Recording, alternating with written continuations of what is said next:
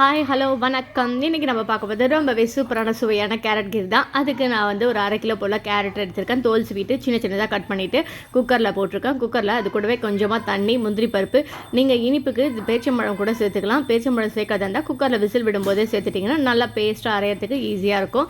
இப்போது நம்ம மூடி வச்சு அந்த வேக வச்ச கேரட் வந்து ஒரு 4-5 விசில் விட்டு நல்லா வேக வச்சுக்கலாம். இப்போது வேக வச்சதை நல்லா ஆறிட்டதும் நம்ம கேரட்டும் அந்த முந்திரி பருப்பும் எடுத்து தனியாக அரைச்சி பேஸ்ட்டாக ஆக்கிக்கலாம்.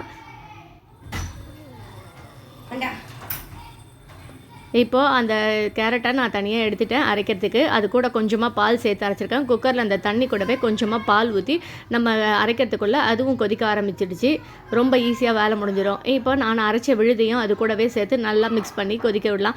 கொதிக்கணும்னு அவசியம் இல்லை. நம்ம அதுக்குள்ளே வந்து நல்லா மிக்ஸ் பண்ணி விட்டுட்டு நம்ம சர்க்கரையை போட்டுட்டு இப்போது வந்து எல்லாம் ஒன்றா கலந்து வர மாதிரி ஒரு கொதி வந்ததும் நம்ம நிறுத்திக்கலாம். இது கூடவே நம்ம கார்னிஷ்க்கு வேணுன்னா நட்ஸு, ஏலக்காய் தூள் போட்டிருக்கேன் நான். குங்குமப்பூ இருந்தால் போட்டுக்கலாம், இல்லைனா விட்டுடலாம். நட்ஸும் போட்டுக்கலாம். இதெல்லாம் போட்டுட்டு நல்லா கலந்து விட்டுட்டு நம்ம நிறுத்திட்டு ஜில்லுன்னு சர்வ் பண்ணால் சூப்பராக இருக்கும். வெயிலுக்கு ரொம்பவே டேஸ்ட்டாக இருக்கும். நீங்கள் வேணும்னா சப்ஜா சீட், பாதாம் பிசின் அதெல்லாம் ஊற வச்சுருந்தீங்கன்னா ஆட் பண்ணிக்கோங்க. நாங்கள் வெறுமனே தான் பசங்களுக்கு கொடுத்துருக்கேன். இது ரொம்பவே சூப்பராக இருக்கும். ஜில்லுன்னு குடிக்கும்போது நீங்கள் கண்டிப்பாக ட்ரை பண்ணுங்கள். ட்ரை பண்ணிவிட்டு எப்படி இருக்குன்னு கமெண்ட் பண்ணுங்கள். அதுக்கு முன்னாடி சேனலை சப்ஸ்கிரைப் பண்ணுங்கள், லைக் பண்ணுங்கள், ஷேர் பண்ணுங்கள். தேங்க்யூ.